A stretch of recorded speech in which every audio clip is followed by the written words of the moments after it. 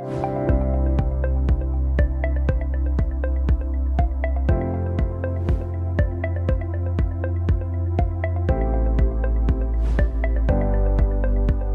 à tous, moi je suis Fabio Mastroianni, je dirige l'action et l'innovation de ce hub Agir que je vais vous présenter un peu après. Je le dirige actuellement, mais je vais vous raconter une histoire en tout cas de l'écologie industrielle territoriale dans laquelle j'ai œuvré depuis 2016 entre autres, et j'ai donc rejoint Agir depuis novembre dernier pour diriger une petite équipe.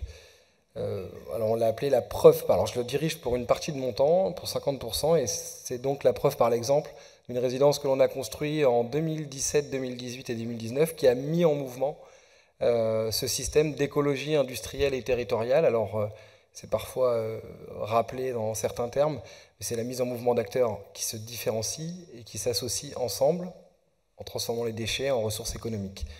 Donc nous, notre rôle, c'est d'être à disposition de la maîtrise d'ouvrage française, entre autres, de mettre en mouvement les industriels des différents territoires et de mettre également en mouvement d'autres acteurs du territoire qui ne sont pas forcément liés au domaine du BTP ou de l'immobilier, puisque les déchets qui se transforment en ressources parfois ne sont pas que dans le BTP. Montrer que l'économie circulaire peut être intégrée surtout à Isoku, et ça c'est un enjeu majeur, puisque à chaque fois qu'on parle d'économie circulaire, on nous demande combien ça coûte, soit la mission qui est avant, ou soit le coût de la matière juste après. Et c'est ça pour moi l'enjeu. Alors tout a commencé, je le dis, en 2017, où je traversais la nationale 154 qui est à Chartres, puisque je suis chartrain pour ceux qui connaissent. Et il y avait des tas de gravats qui étaient entreposés dans une cellule, en tout cas un terrain vague. Et un acteur avait décidé de se lancer dans la transformation de gravats en granulats de béton recyclé. Et entre autres, en 2017-2018, certains se souviennent, il y avait l'évolution de la réglementation thermique 2012 par la réglementation environnementale 2020 qui est appliquée depuis le 1er janvier. Et j'étais maître d'ouvrage, je le suis encore d'ailleurs encore aujourd'hui. Et l'objectif était de transformer ces gravats par cet acteur qui n'avait pas les certifications en granulats de béton recyclé pour les mettre dans mon bâtiment, dans les bétons prêts à l'emploi et préfabriqués. Alors c'était un nouveau sujet, et quand on disait béton recyclé, on disait béton qui fissure, on disait béton vert, on disait béton de seconde main, et on disait forcément à des accédants à la propriété qu'ils achetaient de la seconde main, ce qui est finalement pas du tout le cas, puisque après avoir mis en mouvement différents acteurs sur le territoire de Chartres, puisqu'on avait cette chance, l'écologie industrielle territoriale, c'est donc le CERIB, le Centre d'études et de recherche pour l'industrie du béton, dont Agir est une filiale, Granudem, qui est l'acteur que j'ai évoqué, qui a développé ce process, et la Fédération de l'industrie des bétons, et tous les acteurs, géotechniciens, bureaux de contrôle, entreprises industrielles locales, métropoles également.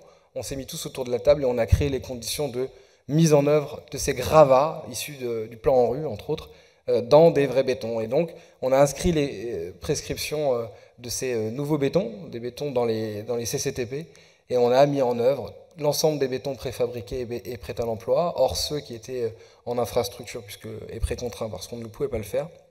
Et ce bâtiment, il est construit, vous voyez, il est debout. Je l'ai moi-même livré fin 2018. Ce bâtiment, c'est 80 tonnes de granulats recyclés valorisés, issus du quartier en rue qui était à 200 mètres. C'est 360 tonnes d'émissions de CO2, donc c'est 3 millions de kilomètres avec une Renault Clio. On avait fait l'exercice avec un BE. Et c'est un bâtiment qui a été E2C1 voilà, au tout début. Les acteurs qui innovent, c'était extrêmement important. C'est qu'en fait, entre eux, ils ont phosphoré et ça a réussi à permettre de qualifier ce granulat, qui était un granulat non certifié, CE2+, c'est la qualification du granulat, pour pouvoir le réinjecter par les industriels qui disaient moi je veux bien les injecter, mais il faut qu'ils soient certifiés. Ce qui a été le cas par la mise en mouvement des acteurs. Agir a été créé un peu sur le retour d'expérience, mais pas que, puisque le CERIB avait l'ambition de créer ce hub d'accélération. On est un do tank, donc on intervient sur le terrain, auprès des acteurs, sous différentes formes. Et ils ont d'ailleurs intervenu sur mon deuxième démonstrateur, puisque j'ai lancé un démonstrateur qui est encore en ce moment en démonstration, je vais livrer en 2023. C'était le bâtiment Olympie, puisqu'on a pris les mêmes et on a recommencé, et on a créé le premier DCE numérique BIM, accessible aux toutes petites et aux moyennes entreprises, pour favoriser la donnée numérique dans un appel d'offres. Tout simplement, c'est de superposer les maquettes des différentes couches de structure, du terrain jusqu'à l'électricité dans les logements, de les mettre dans une donnée numérique et de les faire accessibles aux petites entreprises qui, eux, n'ont pas des parcs de matériel informatique très évolués. Et on a créé ce DCE numérique où, bien évidemment, dedans, on a intégré toutes les notions de prescription d'économie circulaire, ce qui permettait de les monitorer, dans le temps. Jusqu'à encore cette semaine, on monitore, puisque le chantier en est au plancher haut du sous-sol, donc on est pleinement dedans. La métropole avait évidemment joué un grand rôle, puisque dans le plan climat, on a réussi à intégrer, je participais à l'élaboration, on a participé par l'élaboration des prescriptions à intégrer dans le plan climat la notion de réemploi de ces gravats qui étaient déconstruits, à peu près 700 logements. Et le tout était de créer effectivement cet écosystème territorial. Alors quand on parle d'écologie industrielle et territoriale, c'est de mettre en mouvement les industriels et leurs ingénieries, les acteurs maîtrise d'ouvrage et tous les bureaux d'études qui sont autour pour ne pas avoir peur finalement. Et c'était vraiment l'exemple de ces revalorisations de gravats. Nous, cet accompagnement, aujourd'hui, on le fait de la même manière que je l'ai fait de mes démonstrateurs avec nos équipes, sous 3 formes, la formation et l'acculturation à ce qu'est l'économie circulaire, et je dirais le dictionnaire de ce que l'on peut éventuellement dire, le gisement par exemple, qui est un déchet.